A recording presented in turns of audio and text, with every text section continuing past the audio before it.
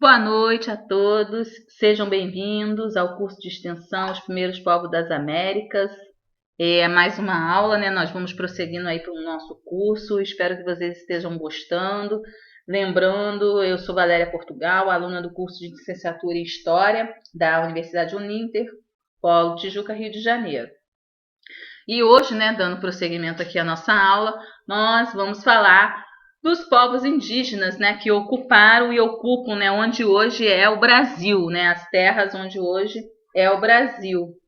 E então, né, a gente pode começar aqui, né, olhando pelo mapa, né, os povos indígenas no Brasil em 1500, né, e por todo o litoral brasileiro havia grande número de povos que falavam línguas do tronco tupi, né? Um exemplo é os tupiniquins, os tupinambás e os potiguares, né? Entre outros. E calcula-se que nessa época, né, os falantes dessas línguas somavam mais de 1 milhão de pessoas, né? Então a gente pode estar verificando aqui no nosso mapa, está bem distribuído, né? O Tupi-Guarani, né, que é uma das, né, que é uma ocupação, né, tem uma grande ocupação de norte a sul, né? O G, né, que é o... Opa, só um minutinho que ele pulou, vamos voltar. A tribo, né, G, os Aruac, os Caraíbes, os Cariri, o Pano, o Tucano, o Charuma e outros, entre outros povos também, né, que ocupavam aqui, né, que são muitas e muitas tribos. Esse mapa aqui, né, a fonte dele é a fonte do site histórico, né, histórico escolar, né, da oitava edição do Rio de Janeiro, da FAI de 1991, né? Então não tem assim muito, tem algum tempo, mas não deixa de ser, de não estar desatualizado. Então, né, começamos, né, os primeiros povos das Américas do Sul, né, esses indígenas, né, onde hoje é o Brasil. Alguns historiadores, né, afirmam que antes, né, da chegada dos europeus à América, havia aproximadamente 100 milhões, né, de índios no continente. E só em território, né, brasileiro, esse número chegava a 5 milhões de nativos, aproximadamente. Esses índios brasileiros estavam divididos em tribos de acordo com o tronco linguístico, né, ao qual pertenciam, né, que como eu falei aqui, né, o Tupi-Guarani, que ficava na região do litoral, né, que vocês podem ver aqui marcado, né, de amarelinho no mapa. Os Macro-G, né, ou Tupiás, né, que ficava no Planalto Central, né, então vocês verem aqui também, né, que eles são uma quantidade bem grande, extensa, né, um amarelo mais menos vivo, né, esse amarelinho aqui, deixa eu demarcar aqui para vocês, né, peraí, minha canetinha aqui as tribos, né, e esses aqui são os guaranis, né, todos esses aqui no litoral aqui também, né, como eu disse, né, todo o litoral até chegar aqui onde é chamado do Rio Grande do Sul hoje. E tinha também, né, os tupiás, né, que ocupava o Planalto Central, né? Aqui os tupiás ocupava essa região aqui, onde é o Planalto Central, né? Provavelmente hoje onde é Brasília, né? Onde se localiza Brasília. E por último, né, os Aruacs ou Aruac, que ocupa as Amazônias, então fica aqui em cima, né, nessa parte da Amazônia, e os Caraíbas ou Caribe, que também ocupa essa parte da Amazônia. E entre outros, né, outros povos aqui, como a gente vê na demarcação do mapa. Vamos, né, conhecer agora um pouco desses povos, né? Aqui eu separei os índios, né, que habitavam aqui, né, nessa época, antes mesmo, né, dos espanhóis e dos portugueses, algumas dessas tribos, né, essas tribos mais importantes. Aqui os guaranis, né, que ficavam na parte que era hispânica, e o tupi, que ficava na parte onde era o Brasil, né, que era na época, né, pelo tratado, um tratado de Tordesilhas, que dividia, né, o mapa, né, do Brasil bem ao centro, né, vamos dizer assim, desde o norte até o sul. E esses dois povos aqui praticamente são irmãos, né, co-irmãos. Então, por isso que eles são chamados de Tupi-Guarani, né? E aqui, né, as outras tribos que a gente já falou ali no slide anterior, uma Progê, aqui uma mulher do grupo Aruaques e aqui uma família de Caraíbas, né, dos índios Caraíbas.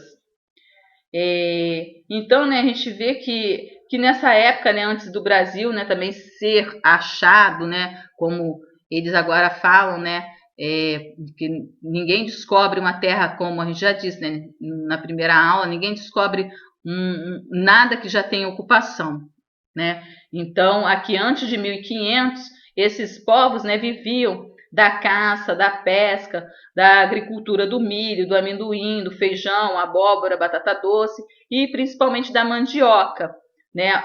Ou para alguns lugares aí no Nordeste, né, macaxeira, né, que o pessoal gosta muito de falar.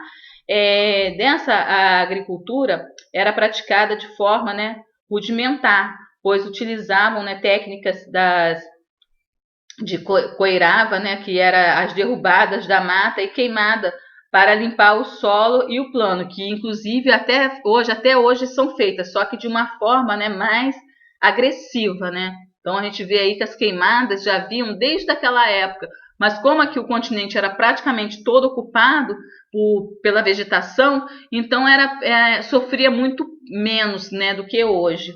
E os índios, né, domesticavam também animais de pequeno porte, como o porco do mato, a capivara, né, que é um símbolo aí do nosso país. Eles não conheciam, né, os cavalos, os bois, galinhas. Aqui não tinha esses tipos de animais, né, que foram trazidos com a ocupação europeia, né? É, as tribos, né, indígenas possuíam uma relação baseada em regras sociais, políticas e religiosas. Isso a gente tem falado, né, em todas as nossas aulas. Então eles tinham políticas bem divididas, né, entre eles, né, da maneira deles, né. Cada um tinha as suas regras dentro das suas tribos.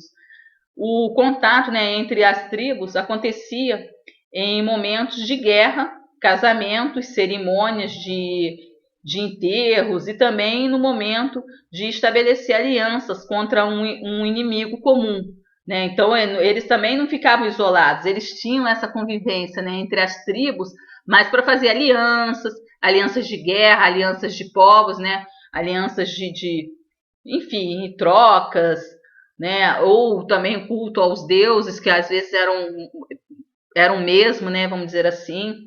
E os índios faziam, né, objetos também utilizados, né, da matéria-prima da natureza, né?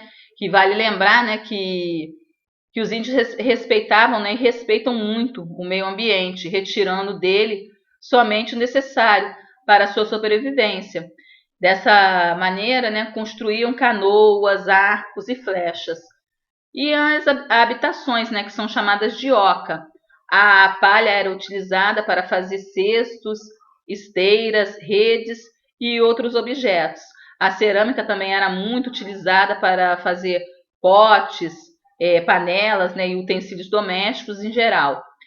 As penas, né, e peles de animais serviam para fazer roupas e enfeites para as suas cerimônias, né, das tribos, né? O urucum, que é uma semente, né, é muito utilizada para fazer pinturas nos corpos, né? Então o índio ele tem aquele respeito total pela natureza. Ele vai lá, ele fazia a sua caça, a sua pesca, mas ele aproveitava tudo, né? Como a gente vem dizendo, ele agradecia, vamos dizer assim, aos deuses, né, pela aquela boa colheita, né, pela aquela boa pesca, e dali também ele aproveitava a carne, aproveitava o couro, a pele, enfim, né, para não se desperdiçava nada, né, tudo era simplesmente, né, guardado e,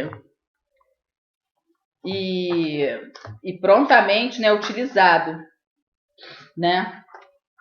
É,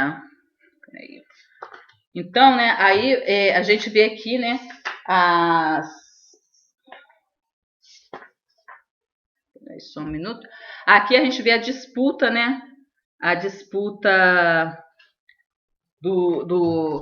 a disputa dessa nova terra, né, que hoje é chamada de Brasil, né, e essa disputa, né, eu peguei aqui uma imagem que está na fundação que é mostrada, né, a fundação de São Vicente do Benedito do Caxiritó, né, que é uma pintura, uma litela, né, de 1900, que está, né, hoje no acervo do Museu Paulista, né, da USP, né, a gente vê que é uma pintura que retrata bastante, né, essa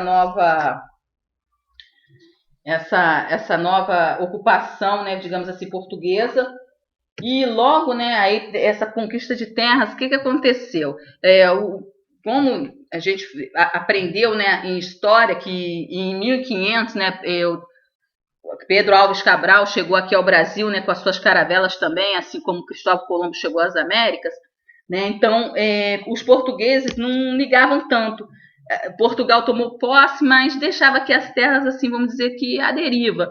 Mas a partir do momento, né, que eles viram que franceses também começaram a frequentar, né, o litoral brasileiro e por meio, né, de aliança com os tupinambás, né, que é uma outra tribo indígena, né, inimigos dos tupiniquins, eles levavam daqui grandes carregamentos, né, de pau-brasil. Então, quer dizer, os franceses fizeram uma aliança, né, com os tupinambás, né, que era inimigo dos tupiniquins, e dessa forma começaram a transportar para a Europa o chamado pau-brasil, né, que deu nome aí ao nosso país, né. Então, diante dessa ameaça francesa, né, a monarquia portuguesa começou a reagir, falou, opa, peraí, tá invadindo nossas terras, pegando lá nossos bens, né, vamos dizer assim, bens esses que não eram nem de Portugal e muito menos da França, né, eram dos índios, mas enfim.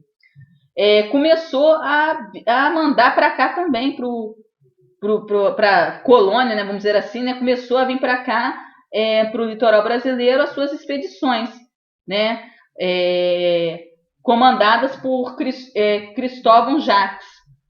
Mas logo, né, concluiu que era impossível, né, policiar um grande litoral tão extenso e com a sua colônia na América, né? Então ele pegou e falou assim, opa, eu também vou seguir adiante, né? Ele mandou umas caravelas na frente, veio logo em seguida e a perder, né, as terras francesas, né? Os franceses foram expulsos por esses interesses, eles fundaram, né, o que chamamos essa primeira fundação aí, de São Vicente, né? Assim, né, por meio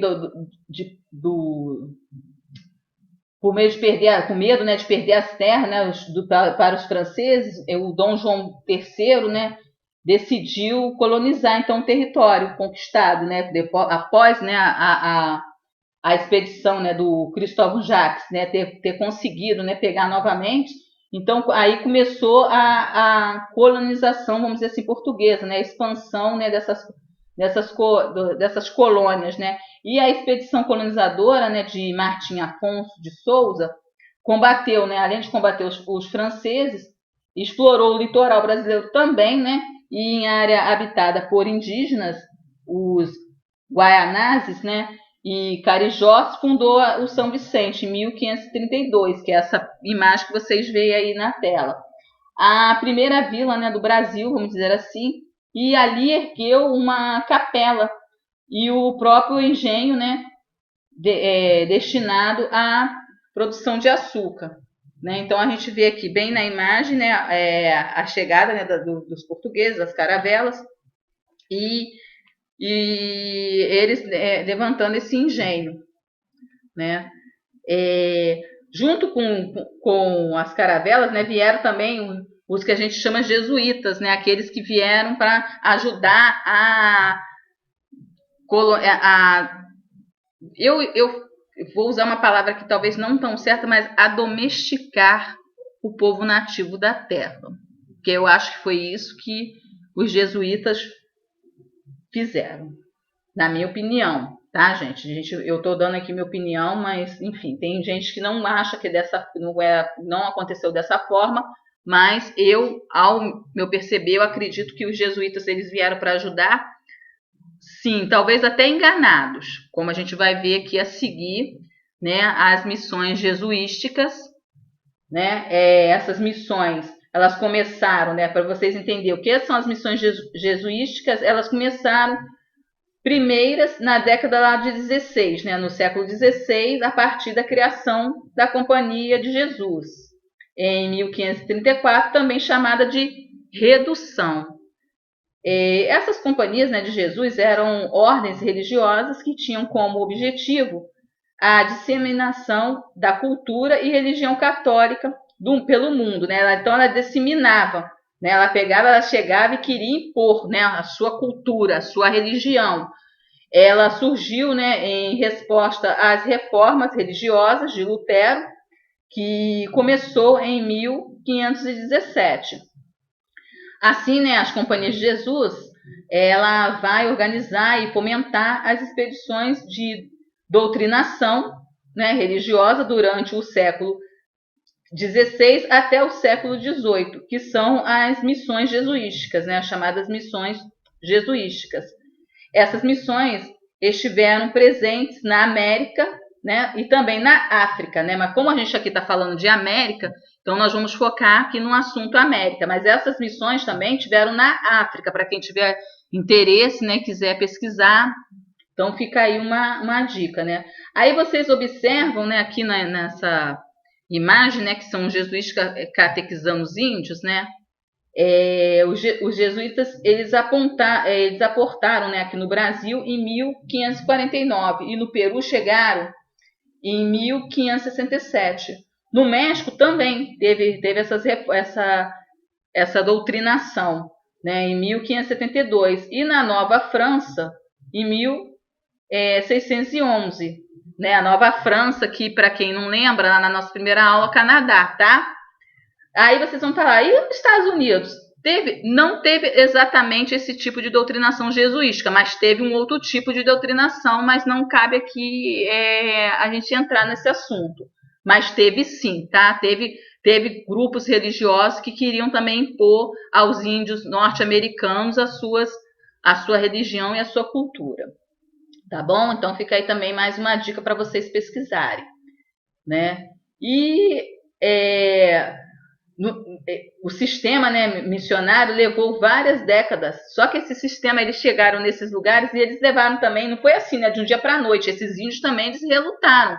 Não foi assim, cheguei, sou jesuística, vou te catequizar, pronto, e acabou. Não é assim. Eles também levaram várias décadas até estruturar, né, e consolidar as suas missões, né? Então os seus feitos, né? A conquistar, né? A conquista também desse povo, né? E na América as missões jesuísticas, né, se iniciaram por conta de denúncias de violência e abusos aos nativos, porque esses homens vinham para cá e queriam impor, né, força, né, através da força. Então o Papa, né, passa a defender a salvação espiritual desses povos através do catolicismo, o que leva o aval das missões. Contudo, isso, né, também serve como uma das justificativas da ocupação, da colonização dessas terras, né, gente? Porque a igreja não quer ficar de fora. A igreja já era grande lá na Europa. Você acha que ela ia querer ficar de fora aqui no Novo Mundo, chamado Novo Mundo? De maneira nenhuma, né? Já que as missões jesuísticas eram sempre impostas, né, todo um modo cultural europeu das tribos americanas. Imagine que eles queriam até vestimentas, né, propor os índios a se vestirem como eles. Isso também foi imposto, né? E no Brasil, as missões elas chegaram, né, a se iniciar em 1549, como eu disse ali acima, né, com o apoio do governador-geral Tomé de Souza. Assim começaram os primeiros jesuísticos brasileiros, com os nomes conhecidos que vocês aí já devem conhecer, né, já devem ter estudado e devem lembrar agora, né, como o padre Manuel Nóbrega, o José de Anchieta, que eu acho que seja um dos mais famosos, né? E o Antônio Vieira. Os padres possuíam um treinamento militar, né? Até porque para entrar, né, desbravar, vamos dizer assim, selva dentro, né, eles tinham que receber mesmo esse treinamento militar, né? E isso era refletido muitas vezes também com as rotinas rígidas de seus acompanhamentos, né, na qual, né, era demandada, né, nas disciplinas, como vemos nos próximos, como nós vamos ver aí nos próximos tópicos, né? Os índios guaranis foram os primeiros a sentir o impacto do europeu, com a chegada dos padres jesuítas, os espanhóis, né, em 1626. As 30 reduções, né, ocupavam os atuais territórios, que era o Brasil, né, hoje onde é o Brasil, Paraguai, Argentina e Uruguai. Nessa época, gente, não era esses nomes, né? Como a gente lembrou lá no Tratado de Tordesilhas, o mapa brasileiro era bem dividido ao meio, né, do norte ao sul. Então, tudo que ficava a leste, né, era a colônia espanhola, e a oeste era a colônia Brasil, né? Então, quer dizer, hoje é denominado, né, dividido, então onde pertence a esses países hoje em dia, né? Os jesuítas, né, chegaram à região com o objetivo de catequizar, civilizar, e sob a autoridade espanhola, né, e portuguesa, a permanência, contudo, era conflituosa, que durante, né, todo o século, né, durante o século XVII, era comum, né, as batalhas travadas entre bandeirantes e indígenas, né? Os conflitos, né? Esses conflitos, eles primeiramente, né? Como eu vou dizer assim, esses conflitos, eles entre bandeirantes e alguns jesuítas, porque eles não aceitavam, vamos dizer assim, né, que esses índios fossem também usados como escravos, né? Então eles protegiam, né, no período, né, de paz, né, em alguns períodos de paz, os indígenas retornavam ao local de origem com o apoio dos jesuítas, né? Alguns jesuítas ajudavam até esses índios, né, a fugirem, né?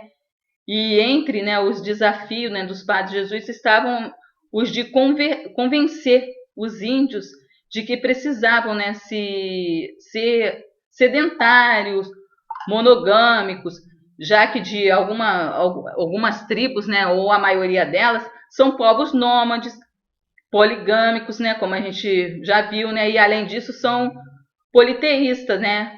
As missões acabaram após a expulsão dos jesuítas, né, em 1759, pelo Marquês de Pombal, por conta da sua influência e o domínio da educação, além da sua autonomia própria desvinculada ao Estado de Portugal, né? As características do acompanhamento, né, algumas características desse acompanhamento eram os padres comandados, né, eram comandados por padres missionários, né?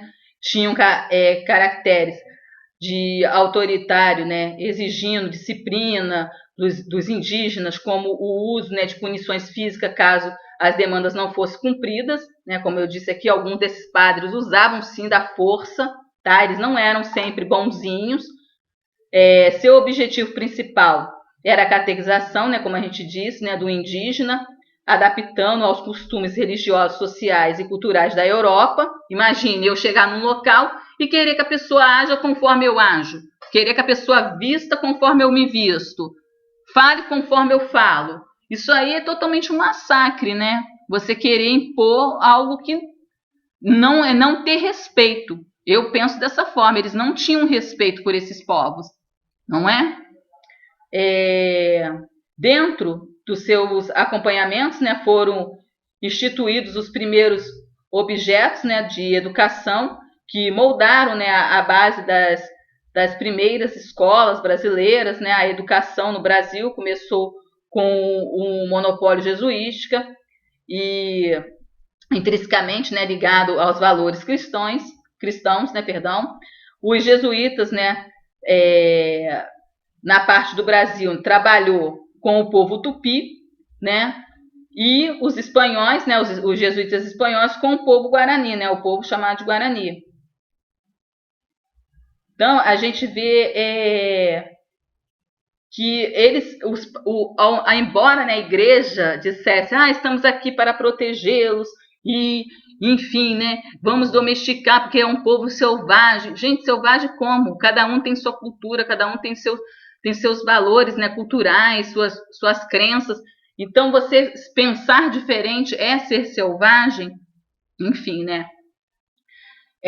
Aí, como a gente disse, né, os jesuítas eles batiam muito de frente com os chamados bandeirantes. E é o que nós vamos ver aqui no slide, né, o posterior aqui. Aqui a gente vê uma imagem, né, os bandeirantes versus jesuítas. Né, esses bandeirantes e jesuítas possuíam interesses distintos com relação à população indígena, mas muitas vezes também, né, com vamos dizer assim, essa doutrinação também era muito comum, parecida, né? Então, a partir do século XVII, a associação, né, entre a igreja e o Estado era bastante ativa. Né? Igreja e Estado estava ali, ó, coladinho. Vamos doutrinar, vamos domesticar, enfim. Em sua trajetória, né, as missões jesuíticas encaparam uma grande população. Só um minutinho. Encaparam, desculpa pelo barulho, é o meu gatinho saindo ali pela janela. Encaparam, né, por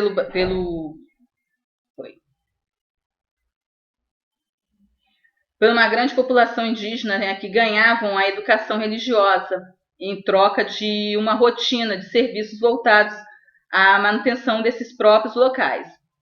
Com o passar do tempo, algumas dessas propriedades elas passaram, né, a integrar a economia interna da colônia e o desenvolvimento, né, da agropecuária, de outras atividades e extrativismo. Dessa forma, conciliavam uma dupla, né, função religiosa e econômica. Enquanto essa situação próspera, né, ela prosperava, né, se desenhava no interior da colônia, os proprietários, né, da terra do litoral enfrentaram grandes dificuldades para ampliar a rentabilidade de suas posses. Né? Um dos grandes problemas esteve ligado, né, à falta de escravos africanos. Nessa época ainda não se tinha chegado aqui ao Brasil, né, os chamados escravos africanos. Né, eles estavam tentando domesticar. Primeiro eles tentaram domesticar os índios para que os índios trabalhassem para eles por livre e espontânea vontade. Quando eles viram que isso não ia acontecer, eles passaram a escravizar, né, os povos indígenas. Mas eles eram muito espertos e fugiam, porque eles conheciam a terra, eles eram os nativos donos da terra. Então eles sabiam para onde correr, sabiam onde se esconder, não é? E então há relatos, né, que foi daí, né, que os bandeirantes começaram, né, a adentrar, né, as matas com o objetivo de apressar, né, e vender os índios que resolviam, né, resolvesse, né, a falta de mão de obra, né, e alguns jesuítas, né, eles se culpavam, né, acabaram se culpando por domesticar uma certa parte, eles se sentiam culpados por escravizar, né, esses índios. Né? Não eram todos, mas alguns teve aquele momento de consciência, tipo, puxa, eu vim para cá achando que eu fosse abrir uma nova nação, enfim. Tinha aqueles jesuítas mais novos, né, vamos dizer assim, que talvez tivessem um pensamento diferente, né, dos mais velhos, né, aqueles que já têm um pensamento formado. E, ao mesmo tempo, eles se sentiam, né, culpados de ver que esses bandeirantes chegavam às aldeias, os índios estavam ali totalmente domesticados, calmos, e de repente eles se ocupavam daquelas aldeias ali e levavam os índios, né, como seus escravos, né, para vender ou para senhores que morassem no litoral, né, para outras, vamos dizer assim, para outras colônias, né. E então, gente, aí aqui agora no próximo slide eu tenho um filme, né, que é chamado A Missão, né, como vocês podem ver aqui, né, na tela, né, uma imagem do filme. é um padre jesuíta com a tribo, né, uma tribo indígena. Você vê que aqui parece ser uma procissão, né, dentro do filme, né? O garotinho está até aqui levando uma imagem, que deveria ser uma imagem santa, o outro aqui um mastro, onde está Jesus, né, crucificado. E esse filme, né, ele foi feito, né, na época, né, ele é um filme de 1986, né, mas a confecção dele foi toda feita realmente aqui, na Amazônia, né, um pouco na Amazônia, tanto a Amazônia que a gente conhece a brasileira, como a Amazônia que a gente conhece boliviana, né, ali do lado ali. E é um drama, né, ficção e história, ele é classificado como drama, ficção e história, mas eu acho que ele é mais do que isso, ele realmente é um relato, né, do que aconteceu, né, com esses povos aqui, né, com os povos nativos da nossa terra, né, e as missões, o filme é muito interessante porque ele começa justamente com uma frase assim: os acontecimentos dessa história são verdadeiros e ocorreram nas fronteiras da Argentina, Paraguai e Brasil, no ano de 1750. Então, só aí, né? Só a frase aí que abre, né, o filme é um tom, né? É para mostrar que é um tom realista do que o filme aborda, né? Que é um fato relacionando, né, com a nossa história. E tem como pano de fundo aqui a colonização da América do Sul pelos espanhóis e portugueses no século XVIII, mostrando as missões, né, jesuístas da Igreja Católica ocorrida nesse período. Temos também, né, um pedaço, né, da nossa história, né, retratada aqui, e é muito bem retratada, diga-se por sinal, né? Meu gatinho voltando, gente. Olha só, ele foi lá fora e agora tá voltando. A missão, ela narra, né, o filme assim, ele narra a história, né, do padre Gabriel, que é esse que está aqui na imagem, um jesuíta que luta, né, para defender os indígenas e convertê-los, né, para o cristianismo no final do século XVIII. Gabriel passa a enfrentar problemas com o mercenário, né, mercador de escravo Rodrigo Mendonça. Mas após, né, o Rodrigo ele matar o seu próprio irmão, arrependido, Rodrigo decide se regenerar, né? E o mercenário se torna padre e parte para viver na missão jesuísta junto aos índios que perseguia, né? Esse Rodrigo Mendonça, né? É vivido pelo Robert De Niro, que está aqui na capa do filme, no cartaz do filme aqui abaixo, como vocês podem ver. Então, aqui a missão, ele trata da vida vamos dizer assim, das missões realmente jesuísticas, mas também nada mais do que da missão de um homem que perseguia os indígenas, né, do que vamos dizer assim, um bandeirante, né, o chamado bandeirante que se converte a padre, né, após matar seu próprio irmão, e daí ele começa a defender aquele povo que ele tanto, né, ele se regenera, né, ele perseguia.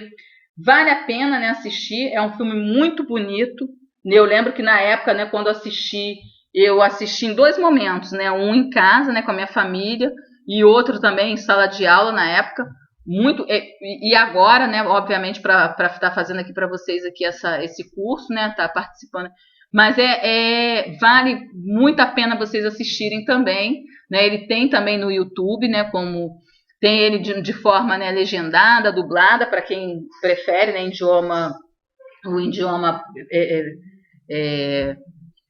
O idioma verdadeiro, né? Primeiro idioma, e tem também a parte dublada.